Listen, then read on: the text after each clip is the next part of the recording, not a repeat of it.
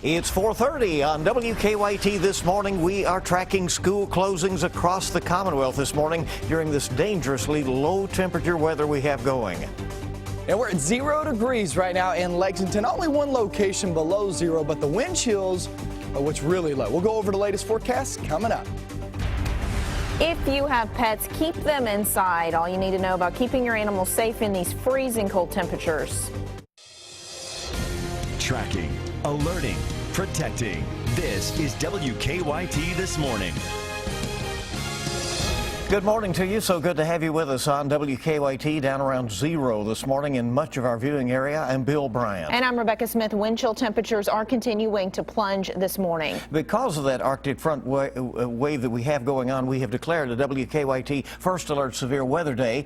We'll track the wind chill and help keep you and your family safe. Let's get the latest now from WKYT meteorologist Micah Harris. Hey, we had to deal with the cold yesterday and also snow conditions, and that wasn't fun because that cold road actually grabbed anything that fell out of the sky, and right now we're not seeing any of that. So now we're just going to have to deal with the cold, and we're at -10 there in Lexington, 1 degree there in Frankfort. So it's kind of a difference. Once that wind, it keeps coming in and going down and coming in and going down. So you'll see these numbers kind of go up and down as we work our way through the morning hours.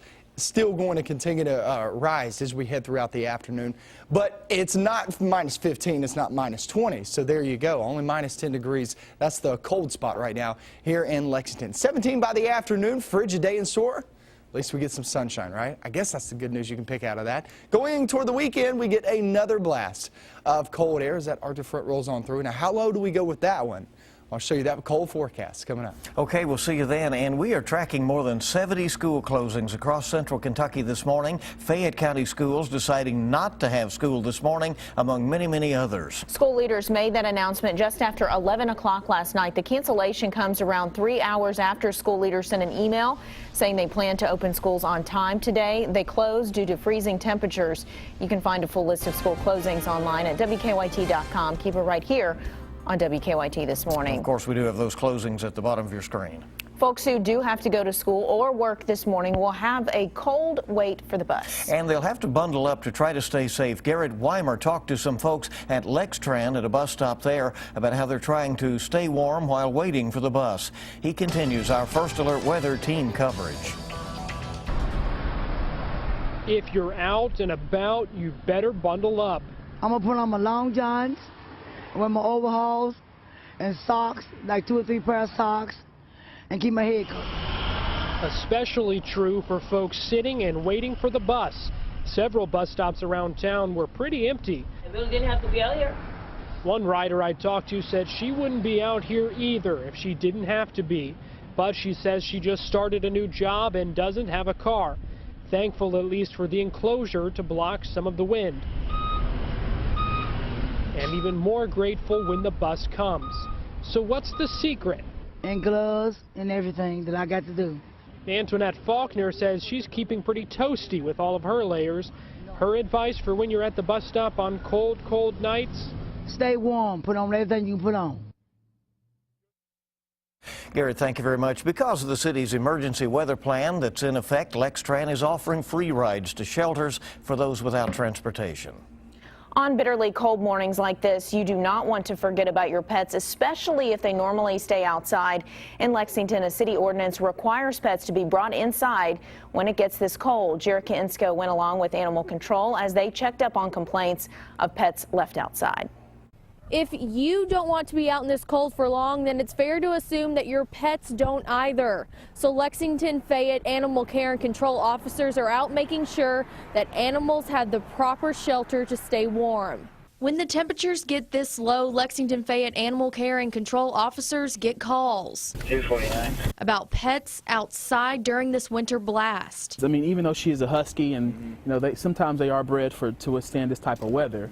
I mean, it's getting below zero, so she's definitely got to be inside in some type of environment. There are different standards for whether a dog can stay outside in single-digit temps. You should have some type of organic bedding, which is hay, straw, or wood shavings. Okay. Officer Timothy Brown tells us that proper bedding can go a long way. So what we'll have to do is the dog will have to be put inside until the shelter does get better. But it was the same story. Well, the issue is we got a complaint, obviously, that they were outside without proper shelter. At every stop that we made with Officer Brown. All right, so we're done with this one. You want to go to the next one? On Wednesday night. I'll be right back. I'll be right back. But obviously these officers would love to not have to come back out in the cold, issuing written courtesy warnings while checking on these animals. I mean, if we could, we'd rather have every animal in the inside where it's warm and safe.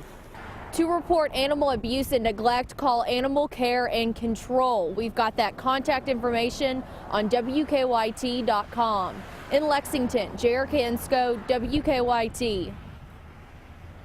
All right, thanks so much, Jerica. If pets are in bad shape, when officers are called to check on them, they are removed from the home for further care. The cold weather may have played a role in a power outage in Berea. Berea Utilities officials say around 1,200 customers lost power about 6 o'clock last night. They blamed the problem at the substation that may have been caused by increased usage due to the cold weather. They say power was restored to everybody by 7:30 last night.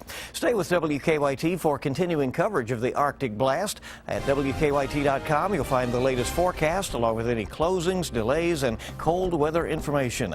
And remember, for future snowfall, we want you to help us track snow totals if they come along this winter. Send us your eyewitness pictures and information using the hashtag WKYT Rules Winter. Well, on the first day of the 2015 legislative session, police arrested a Kentucky state senator. Police say they charged Senator Brandon Smith with DUI after a traffic stop Tuesday night in Frankfort. They say they originally stopped him for speeding, but the arresting officer smelled alcohol on his breath. Police say Senator Smith blew a .08 on his breathalyzer test, .088 to be exact, which is above Kentucky's legal limit. But he was back at work yesterday, so we asked him about the arrest. Senator Smith acknowledged it, but said his attorney advised him to stay quiet. Stuff like this is, sensational, and obviously it makes news. It's not very comfortable on our families, but we don't really get to choose that.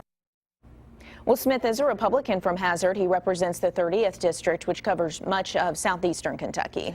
The Montgomery County Board of Education voting not to renew the superintendent's contract. The Mount Sterling Advocate reports the board also suspended Josh Powell with pay. Powell drew criticism last year for the district's policy that did not allow critical comments during school board meetings. Well, this morning, police are looking for a 13-year-old Ohio girl they think could be with a Richmond man. Police say Caitlin Walters has not been seen since December 30th. She lives in Wayne County, Ohio. Police think she could be with 27-year-old Walter Dunn of Richmond. He's been named a person of interest in the case.